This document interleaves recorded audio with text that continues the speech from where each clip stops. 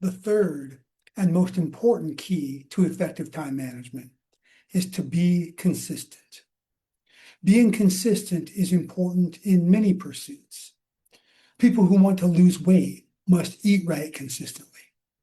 People who want to get into shape must exercise consistently.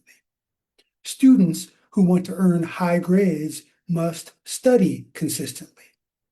Similarly, people who want to be productive must manage their time consistently. Managing your time consistently means adhering to your daily planner every day. It means reviewing previous tasks, events, notes, ideas, and reminders to ensure understanding and completion. It means reviewing upcoming tasks and events to ensure preparation. Finally, it means utilizing the strategies described in the videos on this playlist every day, including weekends, holidays, and vacations, because you presumably want and need to be productive on those days as well.